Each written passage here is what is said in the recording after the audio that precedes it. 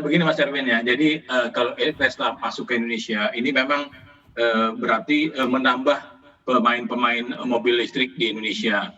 Karena sebagaimana sampaikan oleh Pak Menko Maritim tadi bahwa Indonesia memang punya sumber daya alam yang potensi sekali untuk membangun baterai listrik, untuk baterai listrik dan juga mobil listrik ya.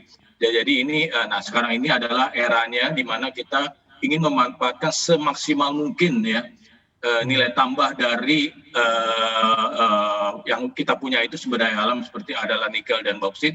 Nah, jadi ini boleh dikatakan sebenarnya the real transformasi ekonomi ya dari sumber daya alam dengan memaksimalkan nilai tambahnya. Malah ada salah satu perusahaan dari Korea itu betul-betul maksimal, mulai dari keluar nikel dari alamnya sampai kembali lagi menggelinding jalan. Nah ini yang menurut saya yang transformasi ekonomi yang pernah kita alami sampai saat ini. The real economic transformation. Angkanya akan semasif apa Pak? Dan dari catatan BKPM, kita ini sudah seperti apa sih Pak memulai perjalanan the real economic transformation? Karena ini banyak yang mengatakan the real treasure of Indonesia. Setujukah Anda?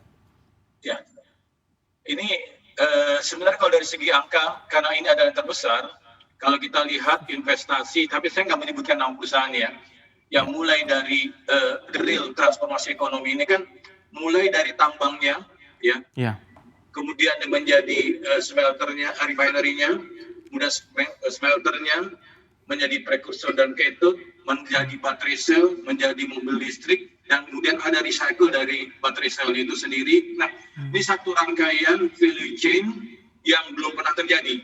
Dari mulai kita memanfaatkan sumber daya alam yang kita punya, ya. Nah ini yang menurut saya sangat luar biasa sekali. Seluruh rantai value chain-nya ada di dalam satu sistem yang semuanya itu bersamaan, dan investasinya hampir besar lebih kurang 145 triliun rupiah, big money ya untuk ukuran investasi yang baru masuk sekarang di Indonesia. Baik.